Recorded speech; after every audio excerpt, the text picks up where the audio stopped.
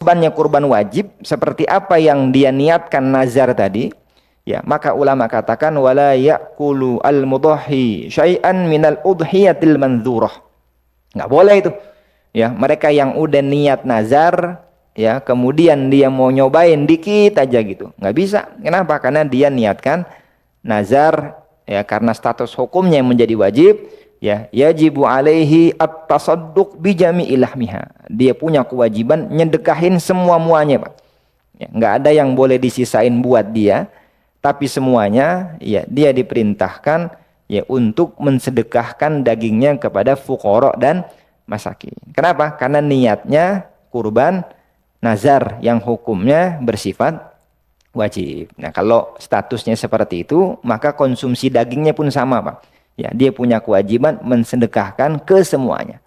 Bahkan kata ulama, bila mana ada satu bagian yang rusak, ya, maka dia punya kewajiban mengganti bagian yang rusak itu, Pak. Contoh, misal ada orang motong kambing nazar. Emang dia motong sendiri-dirian, dia capek, Pak. Ya, ketiduran, bangun malam habis isya jam 9 gitu. Ada beberapa bagian belum dia rapihkan, ya, sampai akhirnya belum diberikan kepada orang lain.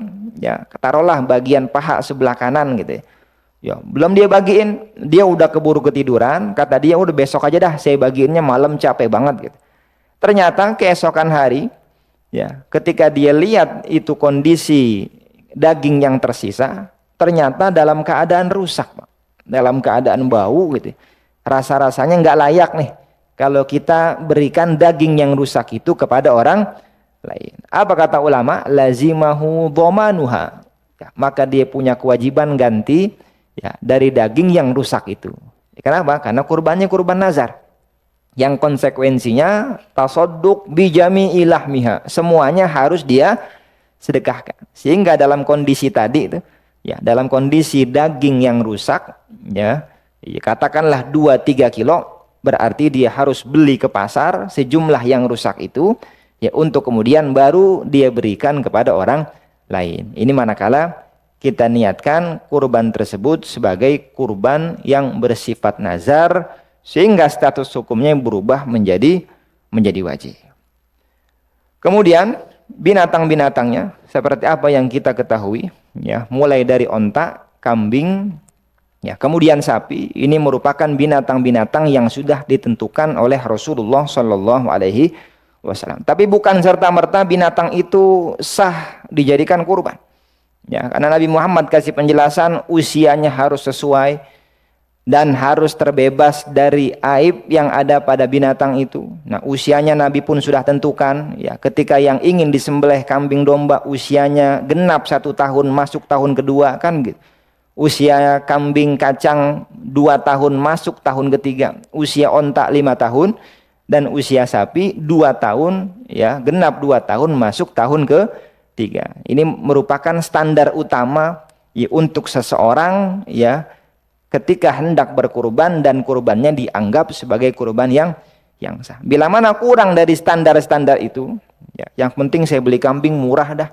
Pas dicek ternyata, ya, usianya belum sampai gitu. Nah, maka ini menjadi sebab kurban tersebut, ya, tidak bisa disebut sebagai kurban, ya, melainkan disebut hanya sebatas sedekah yang dia lakukan di hari raya kurban.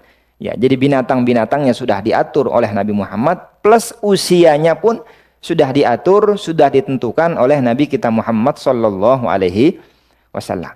Nah, kalau ditanya mana yang paling afdol, ya, ketika kita hendak menyembelih hewan kurban, sapikah itu, ya, onta atau kambing? Ulama lagi-lagi memiliki pandangan yang beragam. Menurut Imam Malik, ya, yang afdol itu kambing. Ya, dalam hal ini kambing domba. Kenapa? Karena yang disembelih oleh Nabi ketika datang hari raya kurban bukan onta, bukan sapi, melainkan kambing. Ditambah ketika Nabi Ismail hendak disembelih oleh ayahnya, kemudian ia digeser, ya, dan digantikan dengan seekor kambing, yang itulah yang kemudian disembelih oleh Nabi Ibrahim. Jadi Nabi Ibrahim nyembelihnya kambing, Nabi Muhammad nyembelihnya kambing, maka kata Imam Malik boleh jadi yang afdol itu kambing. Tapi berbeda halnya dengan madhab kita, Al-Imam Syafi'i. Beliau beranggapan yang afdol itu mana yang paling banyak dagingnya.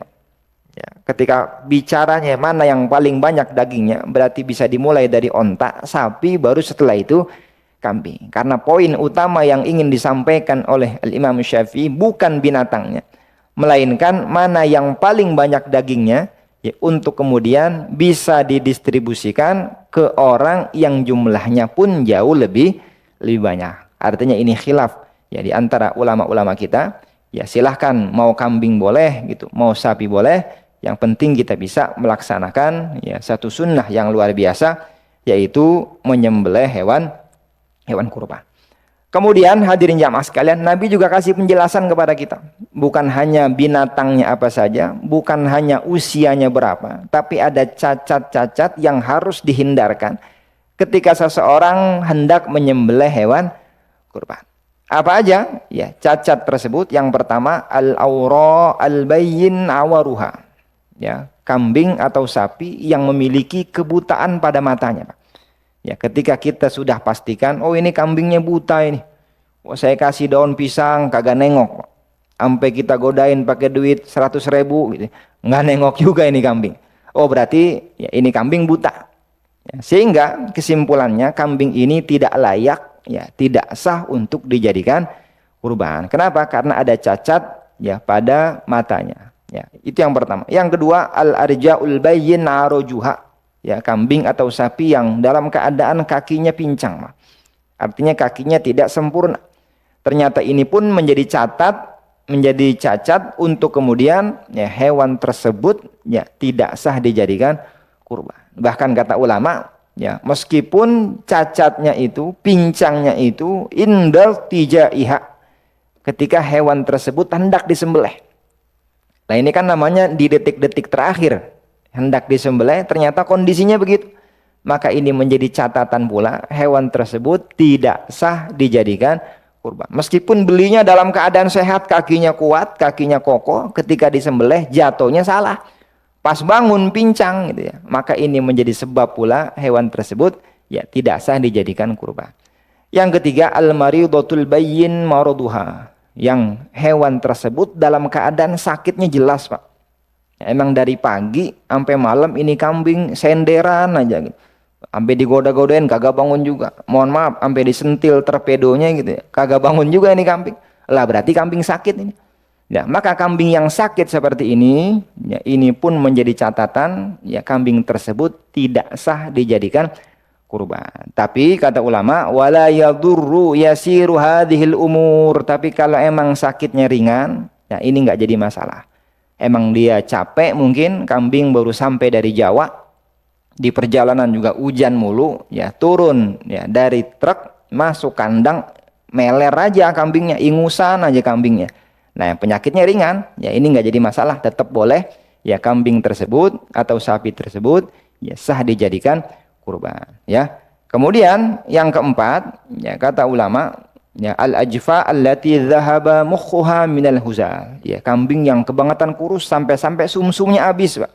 Otaknya habis. Ini saking kurusnya nih. Nah, maka kambing atau sapi yang dalam kondisi seperti itu ya tidak sah dijadikan kurban. Ya, emang budgetnya 1,5 juta gitu. Akhirnya beli kambing yang kondisinya begitu. Ya, jangan kata sah gitu. Ini jadi kendala tersendiri ya untuk kemudian kurbannya ya tidak disebut sebagai kurban. Jadi ini 4 catatan yang disampaikan oleh Rasulullah ketika seseorang hendak ya menyembelih kurban, harus betul-betul dipastikan ya sehingga kurban tersebut menjadi kurban yang sah ya, menjadi kurban yang diterima oleh Allah Subhanahu wa ta'ala. Kemudian hadirin, bila tadi kaitannya dengan kurban nazar, ya maka sepakat ya ulama sampaikan tidak boleh kita mengkonsumsi sedikit pun dari apa yang kita kurbankan. Kenapa? Karena niatnya nazar. Tapi kalau memang kurbannya hanya sebatas kurban sunnah, ya maka ulama memberikan penjelasan boleh kita konsumsi. Sepertiganya boleh kita berikan kepada kerabat kita meskipun mereka orang yang mampu, dan yang terakhir sepertiganya lagi dia berikan kepada fakir miskin. Ya Allah sampaikan dalam Al-Qur'an, wa kulu minha, makan silahkan. Wa at'imul qani' wal mu'tar, baru setelah itu kasih kerabat meskipun dia orang yang cukup. Wal mu'tar, baru setelah itu dia berikan kepada fakir miskin. Tapi kalau dia mau sedekahkan ke semuanya, ini jauh lebih afdal, ya. At-tasadduq bi jam'i lahmiha afdal, ya, illa luqmatan aw luqama yatabarraqu biha. Ya, semuanya dia sedekahin, dia hanya nyobain dikit aja. Ya, dengan niat ngambil berkah, ya, dari hewan yang dia jadikan kurban. Dan ini penting juga hadirin, jangan juga semuanya kita sedekahkan, kita nggak nyobain, jangan. Karena ini bagian dari sunnah Rasulullah, paling tidak ada ya sebagian kecil gitu ya yang kita cobain, yang kita nikmatin ya untuk berniat ngambil berkah ya dari hewan yang kita jadikan kurban. Kemudian yang terakhir, hadirin jamaah sekalian, wala yabi'u, ya, ayyahrumu 'alal mudahhi bai'u syai'in minal udhiyah. Orang yang berkurban tidak boleh ya menjual sedikit pun dari apa yang dia kurbankan. Mau palanya, mau kakinya. Oh, saya nggak bisa ngolah pala nih sama kaki, saya jual aja dah ke tukang ya sop kaki kambing gitu. Lumayan buat nambah-nambahin orang yang motong kambing saya gitu. Nah, ketika dia jual seperti itu, jangankan dia jual kambing kepalanya atau kakinya, kulitnya saja dia jual. Kata Nabi, man ba'a jilda udhiyatihi fala udhiyatalah. Ya. Kata Nabi, orang yang jual kulit dari hewan yang dia jadikan kurban, itu menjadi sebab kurbannya tidak sah. Ya, maka tidak ada udhiyah buat dia, ya, tidak disebut sebagai kurban, melainkan disebut hanya sebatas sodakoh semata. Kenapa? Karena dia menjual sebagian dari apa yang sudah dia kurbankan. Nah, beda halnya dengan orang yang menerima daging kurban, Bang. Kalau orang yang menerima daging kurban mau dia jual, ya silakan. Ya, andai kata ada satu orang dari pagi keliling, Bang. Ya, orang tawaf di Ka'bah, dia tawaf di masjid, Bang, nyari kupon daging kurban gitu ya. Sore dia kumpulin, ternyata jumlahnya lumayan, Pak, 10 kilo gitu dia dapat.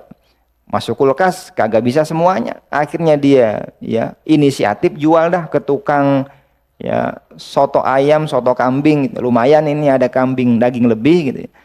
Maka ketika dia lakukan seperti itu, nah ini nggak ada masalah. Kenapa? Karena bukan dia yang berkurban. Dia hanya sebatas menerima daging kurban. Nah, makanya perbedaan akikah dengan kurban di situ, Pak. Kalau akikah ya dibuat dalam keadaan matang karena kita mensyukuri barang-barang nih ya atas nikmat ya keturunan, anugerah berupa keturunan yang Allah hadirkan ya dalam kehidupan kita. Tapi kalau kurban diberikan dalam keadaan mentah biar orang itu ya bebas dalam mengkonsumsi atau menggunakan ya daging yang telah mereka terima. Mau dia simpen boleh, mau langsung dimasak boleh, atau dia mau jual sekalipun, ini tidak jadi masalah.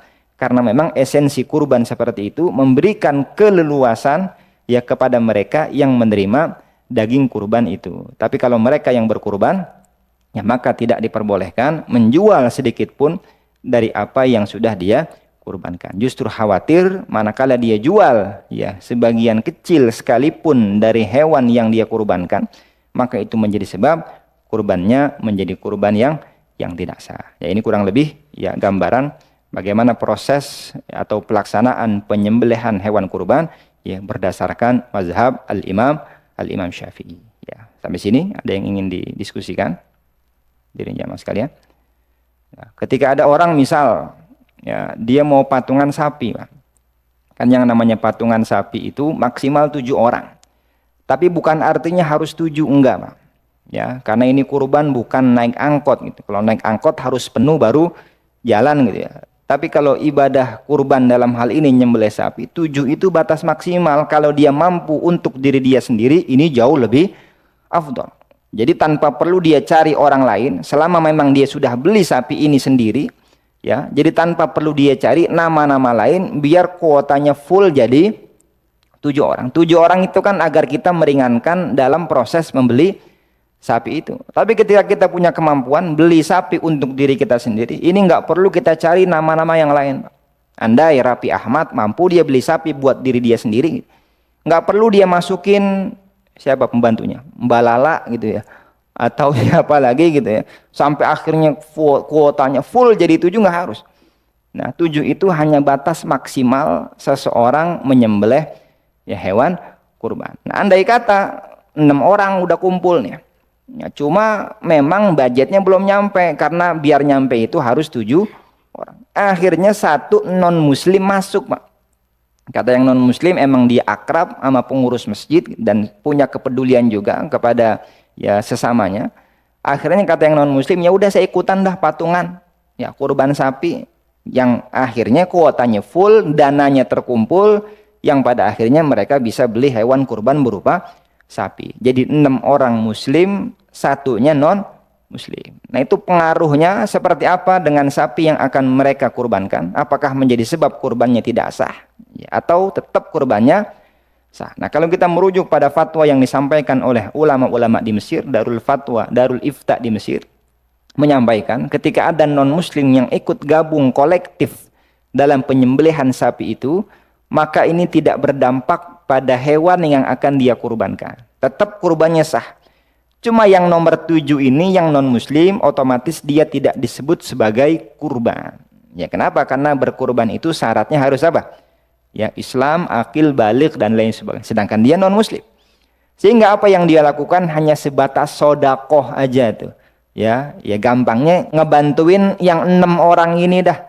Ya, untuk kemudian mereka budgetnya terkumpul untuk kemudian bisa beli sapi. Ya, artinya status ya, kurbannya tetap sah, ya, tapi yang nomor 7 ini tidak dapat pahala kurban, dia hanya dapat katakanlah gitu ya, pahala sodakoh ya dari kebaikan yang dia lakukan. Ya, adapun pahala kurbannya tentu tidak dapat karena dia tergolong sebagai orang yang non muslim. Lah terus dagingnya bagaimana? Boleh apa enggak kita berikan kepada mereka yang non muslim?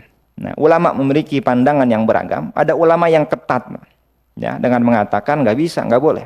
Kenapa? Karena yang namanya kurban itu diafatullah, jamuan Allah untuk kaum muslimin di hari raya kurban, sehingga yang berhak menerima daging itu ya adalah kaum muslimin. Tapi pendapat yang kedua mengatakan ya boleh-boleh saja memberikan daging kurban kepada mereka yang non muslim selama kurbannya kurban sunnah. Ya, kalau kurbannya kurban sunnah yang memang dia niatkan sebatas sunnah, bukan nazar gitu ya, bukan wajib, ya maka boleh diberikan kepada mereka non muslim. Tapi ketika kurbannya kurban wajib, kurban nazar, maka khusus diperuntukkan bagi mereka yang Islam, ya tidak diberikan kepada mereka yang non muslim, ya. Jadi ini kurang lebih gambaran ya terkait ya keterkaitan ya non muslim dalam proses penyembelihan hewan kurban. Ya, cukup hadirin. Ya, mudah-mudahan Allah Subhanahu wa taala senantiasa memberikan taufik, memberikan hidayah, memberikan kekuatan kepada kita, dan Allah berikan kepada kita rezeki yang cukup, rezeki yang barokah, rezeki yang halal, yang dengan itu kita bisa melaksanakan satu sunnah yang luar biasa, satu sunnah yang istimewa, yaitu menyembelih hewan kurban, yang dengan itu kita berharap kehidupan kita mendapatkan limpahan keberkahan dari Allah Subhanahu wa taala. Ala hadhihi niyat wa ala kulli niyatin shalihah. Al-Fatihah. A'udzu billahi minasyaitonir rajim. Bismillahirrahmanirrahim. Alhamdulillahi rabbil alamin arrahmanir rahim maliki yaumiddin iyyaka na'budu wa iyyaka nasta'in. Ihdinas siratal mustaqim siratal ladzina an'amta 'alaihim ghairil maghdubi 'alaihim waladdallin. Amin. Rabbana atina fid dunya hasanah wa fil akhirati hasanah wa qina adzabannar. Shallallahu ala sayyidina Muhammadin nabiyil ummi wa alihi wasallam. Walhamdulillahi rabbil alamin. Kurang lebihnya mohon maaf. Assalamualaikum warahmatullahi wabarakatuh.